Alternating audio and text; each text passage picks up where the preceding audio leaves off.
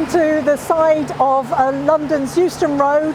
It's October and we're here at the end of the Frieze Art Festival, Art Fair, and we're showcasing with Plogix Gallery some of the top artists that are featuring on some of the digital showcase screens around the fair today.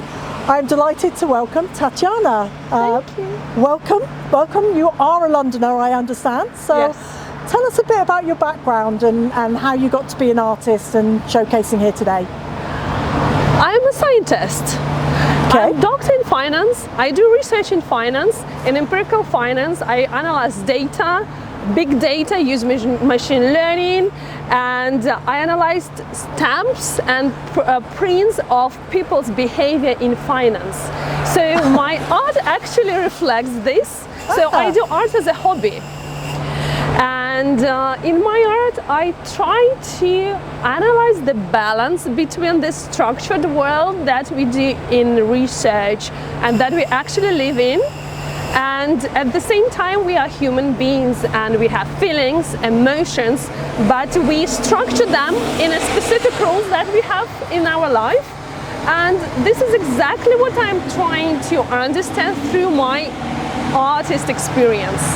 Wow. So do you see it as complementary to your day job or kind of a relief? I think this is the balance of myself.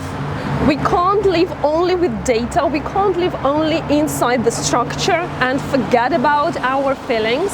But at the same time, if our feelings are overwhelmed in our life, it's also ruin ourselves, I feel so, and I want to find this balance between them. Yeah, excellent. And who would you say were your biggest influences? I would say myself. Because when I start to understand that actually everything that we have inside us help us to live, to express ourselves, to communicate with people, to understand the whole world, but at the same time our world is also a whole world. This inspires me. And that's why I try to express myself through the piece of art that I create. And how would you describe your art, like that we will be seeing on the screens? I would say this is a snapshot. Snapshot of a moment of a feeling, and this moment is captured in the structure. I always have geometrical forms in my art, but at the same time I show these feelings through abstract painting of flowers, flames, abstract faces, but they are captured in the structure. Excellent.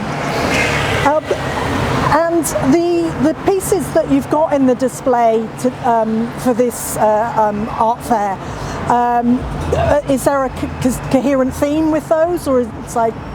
Yeah, so I display 3 pictures, and these 3 different feelings that I show. The red one shows the red feeling in our bodies. Sometimes it is pain, but also red could be love. And I want my audience and those who see the art to feel what exactly red inside them are in terms of the feelings. Another one is just colorful, peaceful flower. I feel it this way. But at the same time, some people see it as a beginning of feelings. So sometimes these small flowers is just beginning of a big feeling that we have in our life, like love, of big friendship. And the last painting is just something in between flower and fire. And I believe that our feelings are not very simple to describe. And sometimes we don't really know whether this is fear, love, or anger.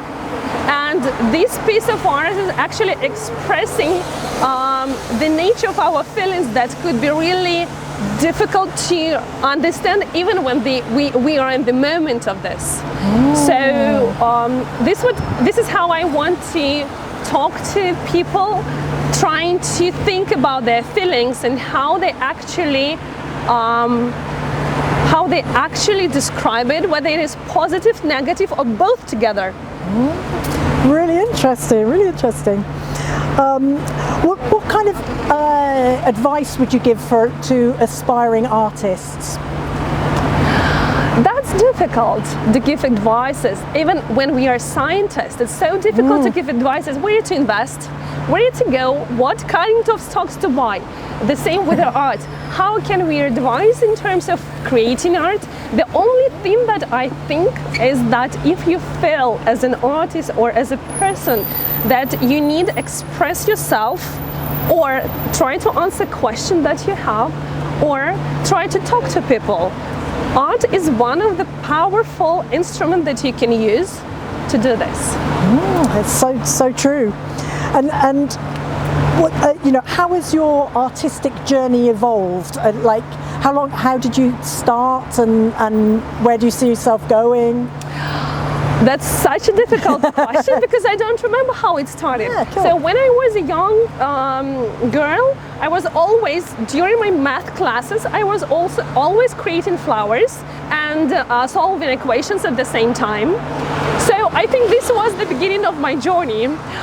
I started creating art, a proper art, maybe 15-20 years ago. I don't even remember when. So I always have paintings, acrylic paintings at home and canvas. And even when I travel, I create art or small pieces of art. So I think this is part of my life. And where I'm going, I'm continuing investigating the world. This is where I'm going. Are you working on any particular projects at the moment, or are you?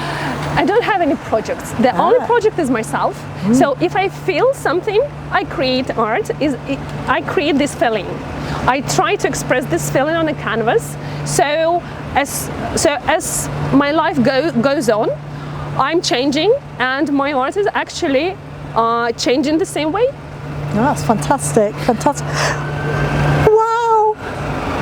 Is it love or is it fear? This is exactly one that express dual feeling, whether it is love, art, friendship, fear, or some positive feeling. So this is where I want people to realize what they really inside. Do you have a definition? Do you know what it meant for you when you created it, or are you happy with it being fear or love? Or I'm happy with non-defining, because sometimes we don't need to define it. We just have to live through it and understand that we have so many angles as a personality, and art could have so many angles, and at the same part it has a structure, as you could found out that I had these triangles and squares that are actually capturing this. So I don't want to define it like specific word. Let the buyer create their own interpretation. Absolutely. So do you have any rituals or routines that you follow when you're creating art, or is it just something that just comes so naturally? And I think that I need this. I create art. This is another one. This is another one when our feelings are starting to grow. So this is the beginning of our feelings. This was my interpretation. What do you enjoy doing when you're not creating art? I work. I work, I research, I enjoy doing this. Wow. And I think that without my research, this is my another one. So I love this red. Beautiful. I really love this. A flower red. That's really, really nice. And actually it is alive. It's not just flower. It is actually for me, they are alive, like people. So I express them as people with a feeling. So I think that my art will never exist without my research. So they both connect with each other. I need both of them to go forward in my exploration of the world. Oh, that's brilliant. And so you mentioned earlier on that art is your hobby. True. But like ultimately you want to sell your art, or does that feel like you're giving a piece of your soul away? I think that I'm talking to people through my art. So it's quite common with our artists to communicate with the audience using the art. So I feel that I can share. So the same as with research, I can do research by my own in my office, but at the same time I go to the conference and share my research. We communicate with different researchers, people all over the world, and we share our ideas. The same with the art. While showing it, selling it, we communicate with each other, and we're actually making ourselves better. We are going forward all together. Yeah, perfect. I think we've done really well.